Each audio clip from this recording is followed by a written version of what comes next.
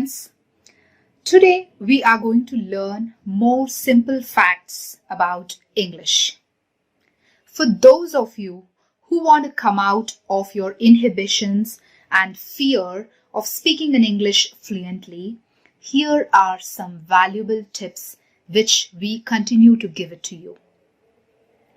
Many people feel that they have got so many words in their mind in English, but when they want to speak, form a sentence out of it, they're not able to do it. Because of the hesitation, because of the fear, they get stuck and they stop speaking in English because they have attempted and failed.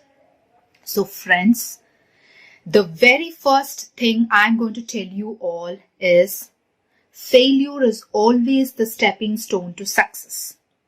Let me just give you a small inspirational story regarding that. We all have heard of Graham Bell, who invented the telephone. You know what? He actually accidentally invented telephone. He set on this project to find out, to help something for his wife who was impaired in hearing. His wife was not able to hear and he wanted to do something about it. He wanted to help her, and so he thought of coming up with an idea. It so happened that in the process of finding out or inventing something or helping out his wife, he invented the telephone. Can we imagine our lives today without a phone?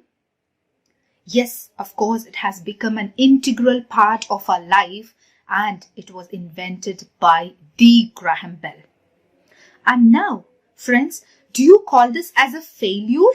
Because he wanted to invent something else and accidentally in the process, he invented something else. This was the mega invention of the century. So failure is almost getting it right, my friends. It can lead to some superb inventions as well.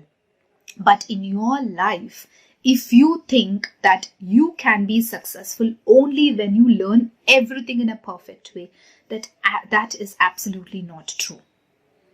I would try to define that as failure is almost getting things right, whereas success is getting it exactly right.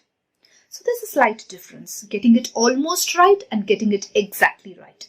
But you are ultimately trying to get it right. And that trying has to be there always. So the very first step towards trying has to be, I have repeatedly told you that if you want to develop that fluency in English, you need to think in English. Or maybe many people have given you this idea of thinking in English. But you might be wondering, what is this about thinking in English? How can you think in English? How do you actually put it into practice? The only way to think in English is to expand your vocabulary in English.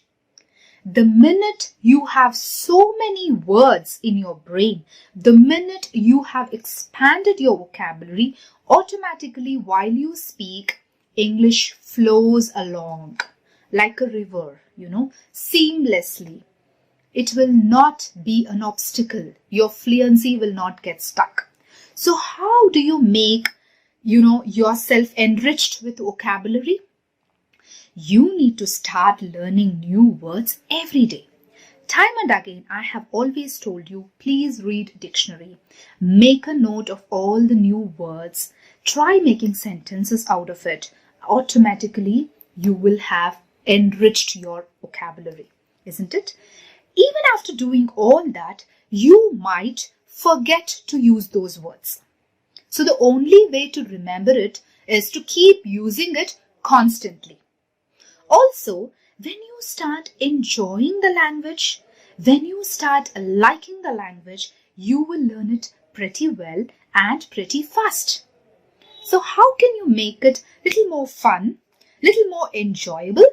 I'm going to teach you some tips, kind of some small suggestions which I have, which you can take it as tips or write it down, because this will definitely help you to love the language more, to understand it in a better way, and this kind of activity will help you enhance your vocabulary, thereby your fluency. Now, to start with, I am going to give you few words and various forms of those words. For example, if I start with address. Address we generally use in the context of finding the address, right? I do not know how to get to this address. We use it because we want the location of that particular person. We want to reach an address, a location. So we use it in that context, isn't it? Also, address can be used when you want to say, I want to address the audience. As in, you want to talk to a set of people. You want to talk to the audience. Can you please address the audience? Which means that, can you please talk to the audience? So, the same word can be used in different contexts.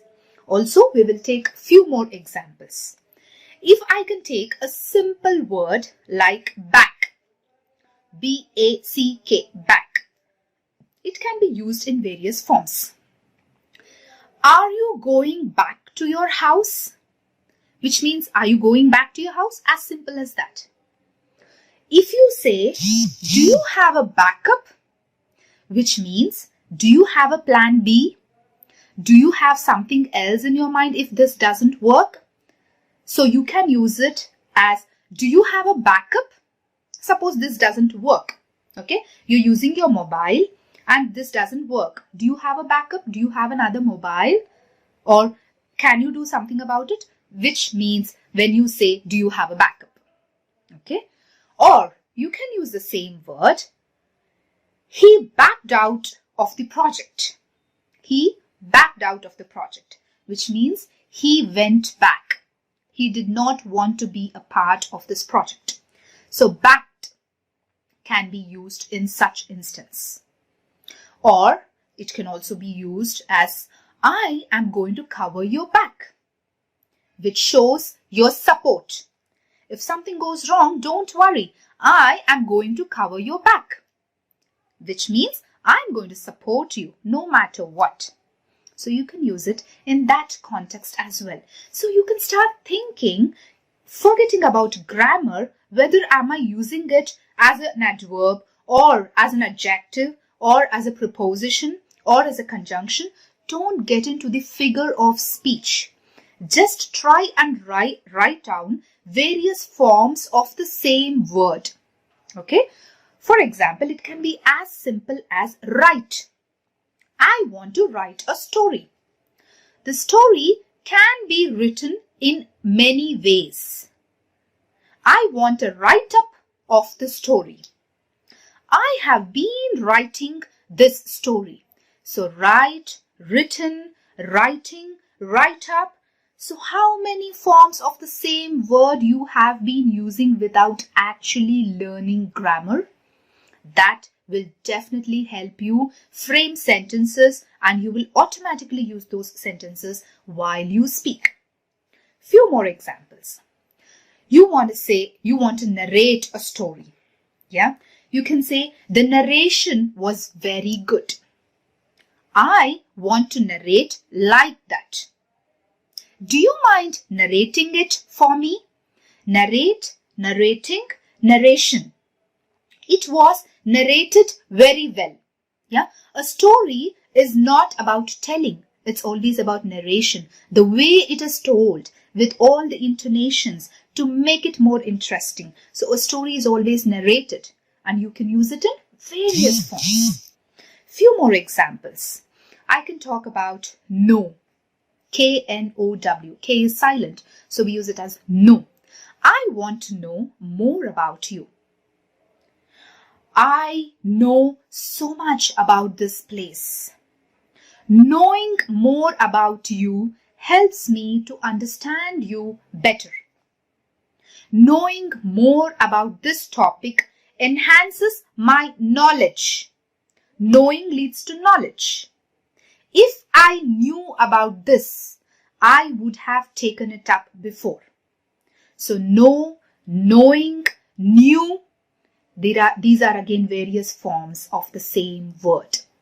Yeah. In the same way, friends, I suggest you, as and when you increase your vocabulary, you start using those words in various forms without actually getting into the nuances of understanding the figures of speech. You don't have to understand whether am I using it like a noun or adverb or adjective. Just start using it in various forms and it gets so easy for you. You will start liking it and you will have a lot of fun doing this activity. So friends, start doing it right from now, right from this day, because you have a goal and your goal has to be reached no matter what, because it is all about you. Nobody needs to push you to do that because you can motivate yourself. You have to reach that success because you are determined to do so.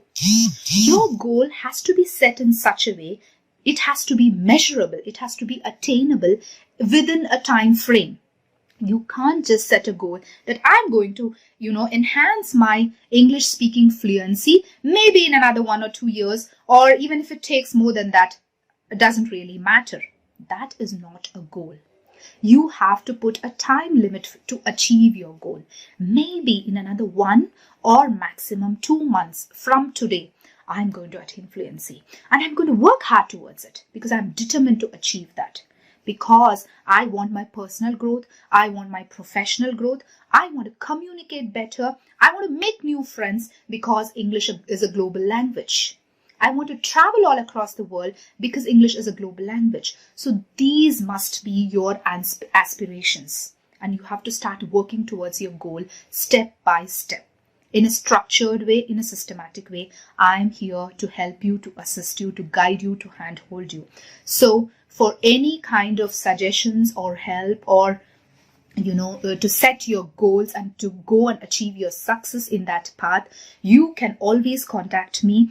Message me on 70191 6449, or you can log in to my Facebook page, Shilpa Srinivas English Club. You can like the page. You will keep getting updates on English language and you can improve your knowledge in that particular field. So message me on 70191 6449 for any help from my side. Thank you. Have a lovely day.